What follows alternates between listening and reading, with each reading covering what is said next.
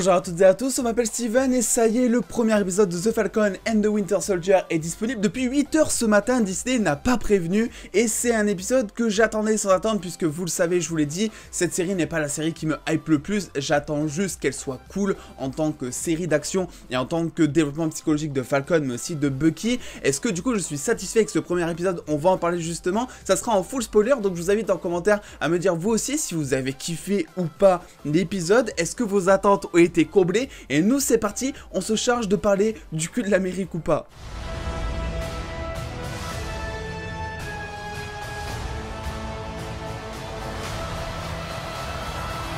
« 3, 2, 1, spoiler alerte, Captain America est mort. Voilà, comme ça c'est fait, ils l'ont expédié. Alors je pensais que au début je me suis dit ok bon c'est juste Captain America, c'est pas Steve Rogers, c'est le symbole qui est mort, c'est le héros, ce n'est pas le personnage, mais après on voit très bien que quand il y a War Machine un petit peu qui débarque dans le musée pour parler justement à Falcon, à Sam Wilson on va dire plutôt, et on voit bien que en fait c'est Steve Rogers qui est mort. Et moi j'ai un souci avec ça, parce qu'on parle quand même d'un des plus gros héros du MCU, il n'y a même pas eu d'hommage, il n'y a même pas eu d'enterrement, il n'y a pas de scène comme ça qui est censée te briser le cœur, tu débarques dans l'épisode et tu apprends comme ça que Captain America Steve Rogers Chris Evans est décédé. Et là, je dois dire que j'aurais aimé, moi, peut-être de mon côté, avoir, on va dire, une espèce de scène d'enterrement ou quoi, en train de voir un petit peu les personnages. Peut-être que ça va arriver un peu plus tard, on ne sait pas. Pour l'instant, c'est juste un petit peu la cérémonie du héros qui est partie. Peut-être que l'enterrement de Steve Rogers viendra un petit peu plus tard là-dessus. Mais voilà, je veux juste évacuer un petit peu cette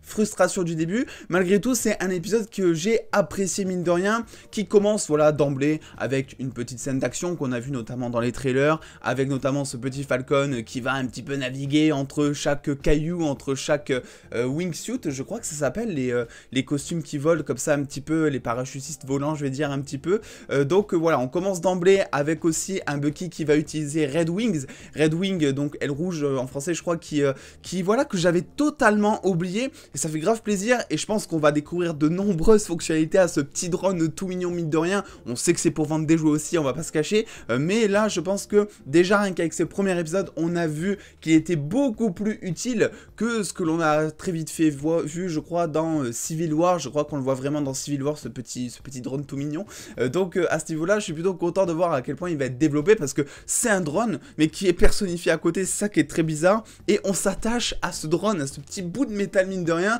parce que Falcon le dit lui-même un petit peu dans l'épisode que à chaque fois que c'est l'armée un petit peu qui s'en occupe, c'est un petit peu le bordel. Et d'ailleurs j'ai une petite incompréhension, alors peut-être que j'ai totalement oublié quelque chose, et dans ce cas là je compte sur vous pour me le rappeler gentiment en commentaire, mais Falcon de base n'est pas censé être un criminel, vu qu'il était censé être dans la team un petit peu de Captain, et dans Civil War justement il est traité un peu comme un criminel vu qu'il n'a pas respecté les accords de Sokovie. Donc est-ce que suite aux événements de Infinity War et Endgame, il s'est fait un petit peu, on va dire,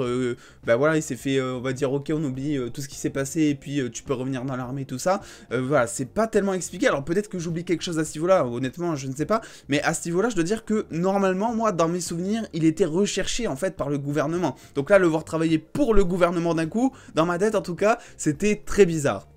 On a quelque chose qui m'a énormément plu dans cet épisode, c'est le développement psychologique autour de Bucky. Il le dit lui-même, ça fait 90 ans qu'il enchaîne un petit peu toutes les guerres, il a 106 ans, il a aussi un côté qui est dépressif, mais il a un côté qui est drôle aux yeux du spectateur. Je pense que c'est un personnage que je vais beaucoup aimer, un personnage qui est très finalement sinistre, on va dire, qui va jamais rire. Il sourit à un moment dans l'épisode, tu vois qu'il se force quand il se repentit finalement. C'est quelque chose que j'ai vachement apprécié parce que t'as tellement pas l'habitude de voir le Winter Soldier sourire en fait, et ce Winter Soldier justement ça fait très bizarre au début quand on le voit débarquer, parce que ça fait des années qu'on l'a pas vu un petit peu dans le MCU, et là le voir débarquer d'un coup sans introduction, tu te dis oula, qu'est-ce qui se passe, qu'est-ce qu'ils nous ont fait. En plus tu vois au début moi je me posais des questions, il a plus son bras du Wakanda tout noir trop stylé, comme s'il y avait un retour à la normale, donc je me suis dit qu'est-ce qui se passe avec Bucky juste avant de découvrir qu'il s'agissait d'un cauchemar justement, cauchemar qui fait parce que monsieur donc Bucky Barnes n'arrive pas à on va dire se repentir du meurtre qu'il a commis envers le fils de Yuri, je crois qu'il s'appelle.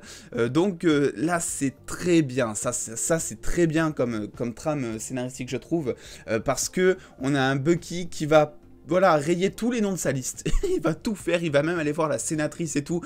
qui a de mèche un petit peu avec l'ancienne Hydra, et il va tout faire pour éviter de passer directement à ce sujet. On voit très bien à la fin qui toque à la porte donc du vieux monsieur pour commencer à tout lui expliquer au final. On se rend bien compte que c'est trop dur, on se rend bien compte aussi que je pense à la fin de la série, il reviendra voir la personne et là il s'excusera, il lui expliquera tout parce qu'on aura tout un développement psychologique et c'est ça qui est important, c'est que on pensait que dans cette série le développement psychologique des personnages allait essentiellement être centré sur Falcon, vu qu'on le voit très bien, il veut pas avoir le bouclier, c'est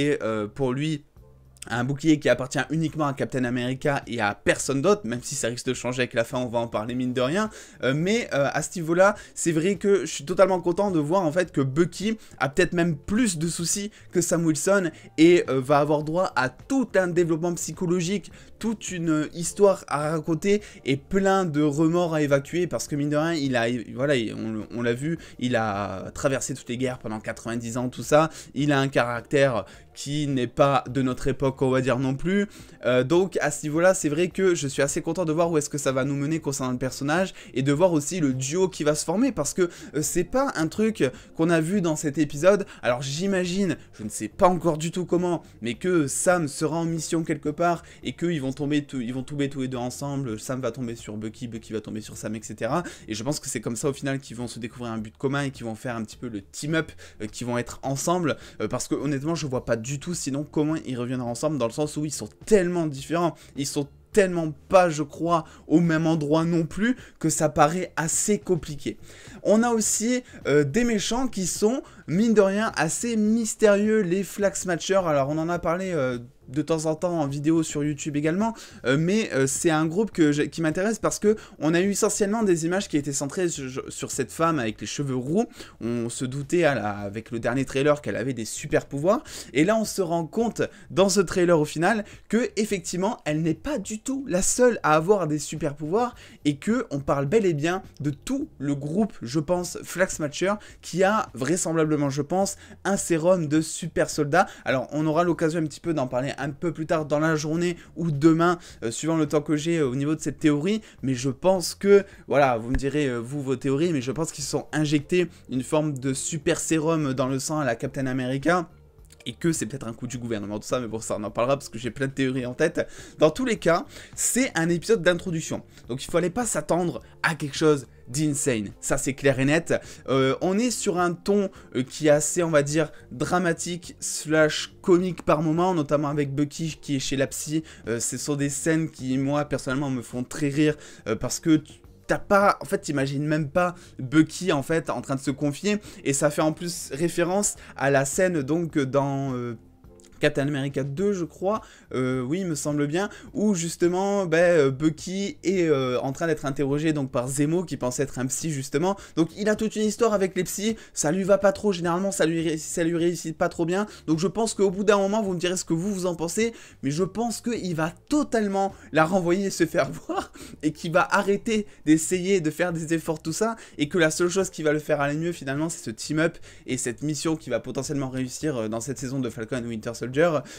pour à la fin découvrir, voilà, comme je le disais, qui va se repentir à Yuri. Alors j'espère que je me trompe pas de nom, mais ce vieux monsieur donc qui est très attachant, mine de rien. On le voit faire des efforts en plus, il va en rendez-vous avec la femme. Enfin bon, il est très attachant ce Bucky, bien que très sinistre honnêtement, mais moi je l'aime bien. On a eu un petit développement aussi, alors ça c'était quelque chose qui était prévu, on l'a vu grâce à Anthony Mackie qui en avait parlé en interview, disant que toute sa story, en fait, tout son background allait être développé, et ça commence vraiment à être le cas. Là, on nous annonce un peu la couleur avec sa famille, sa sœur qui a des galères financières, et on voit un petit peu les répercussions du blip, justement, sur un point de vue, cette fois, qui est financier. C'est un petit peu une nouveauté, et c'est vrai que c'est totalement pas con, parce que sur tes relevés bancaires, pendant 5 ans, t'as du blanc, en fait. Donc tu fais comment, si tu veux faire des emprunts, si tu veux trouver un appart, bref, tout ce qui a besoin d'une fiche de paye ou d'une déclaration de revenus assez fiable, tu ne peux rien faire dans cette société. Et là-dessus, c'est assez cool, je dois dire, de voir ce rapport un petit peu financier du blip, voilà, qui est quelque chose que j'imaginais même pas au final, mais qui est totalement logique quand on y pense, même si à côté, je comprends pas tellement comment on peut lui refuser le prix alors qu'il travaille pour le gouvernement. C'est peut-être l'emploi le plus safe au monde, on va pas se le cacher. C'est aussi normalement bien payé. On connaît pas les détails. Est-ce qu'il travaille gratuitement? Ça a pas l'air, parce que au final il dit bien et bien qu'il travaille pour le gouvernement et que ça devrait suffire et qu'il ne comprend pas. Malgré tout, on est quand même sur une scène qui est assez ambiguë, qui est plutôt bien traitée, mais qui était aussi très prévisible, je trouve. C'est cette fameuse scène avec donc le banquier qui est un peu le fanboy des Avengers, qui prend des selfies et qui à côté va dire: écoute frérot, je peux pas te donner ton prêt, est-ce que t'es content? Donc à ce niveau-là, c'est vrai que c'était assez prévisible mais de rien, mais c'était toujours sympa de voir cette petite scène. Et évidemment, je sais pas du tout comment ça va mener à cette fin, parce que en fait, on a donc ce nouveau Captain America qui est présenté, que l'on connaît plus souvent sous le nom de US Agent dans les comics, qui est un faux Captain America, qui est un Captain America de pacotille. Du coup, je pense que, voilà, comme tout le monde, c'est ça qui va réveiller Sam Wilson, et c'est ça qui va lui faire dire: ok, ben là, ils ont déconné, Steve, il aurait pas été fier de moi s'il voyait que, voilà, le gouvernement détenait déjà mon bouclier, et en plus, le donnait à quelqu'un de totalement random, parce que on rappelle que Steve Rogers, même que ce soit un ancien soldat qui était pro-armée, tout ça, un ancien patriote même, bah à la fin il n'était plus du tout, il a changé d'avis complètement envers le gouvernement. Donc à ce niveau-là, je pense qu'il va y avoir d'énormes remords envers Sam, que l'on commence très vite fait à apercevoir dans cet épisode, même si à sa place j'aurais défoncé ma télé, je sens, peut-être que ça sera dans le prochain épisode, mais j'ai hâte de voir un petit peu, voilà, où est-ce que ça va mener, comment les deux vont se rencontrer. Je pense que Sam à un moment va peut-être essayer de poursuivre ce groupe de Flag Smasher, et que c'est comme ça qu'il va rencontrer donc ce fameux US Agent, qui vont pas du tout s'entendre. Est-ce qu'il va y avoir un combat entre les deux? Probablement. Est-ce que US Agent est tout blanc? Est-ce que vraiment c'est le héros parfait tel que le gouvernement veut le vendre? Ça je ne pense pas, mais on aura l'occasion d'en reparler un petit peu plus tard sur la chaîne, évidemment. Bref, dans tous les cas, n'hésitez pas à me dire vous ce que vous avez pensé de ce premier épisode de Falcon. Personnellement, je dois dire que voilà, si je devais donner une note, je dirais un petit 7 sur 10, on va dire. Alors c'est pas du tout du niveau de WandaVision, c'est clair et net, mais ça a pas du tout les mêmes ambitions aussi, il faut être objectif. C'est une série qui est là pour te faire avancer le personnage de Bucky, le personnage de Sam Wilson, et également avoir quelques scènes d'action sympas et quelques scènes marrantes. C'est du MCU pur et dur à la Captain America justement, il faut pas s'attendre à d'énormes théories, à d'énormes retournements de neurones comme on a eu dans WandaVision, et d'ailleurs je suis assez déçu parce que j'ai cherché Mephisto durant toute cette série de Falcon and Winter Soldier, il n'était pas là, c'est très étonnant d'ailleurs. Bref, du coup il me reste plus qu'à vous dire, n'oubliez pas de lâcher le petit pouce bleu si cette vidéo vous a plu, et évidemment n'hésitez pas à aller me rejoindre sur les réseaux sociaux pour avoir beaucoup plus de news en exclusivité et en avance. Et en attendant les dos, comme toujours, prenez soin de vous, faites-vous bien kiffer, des bisous les dos.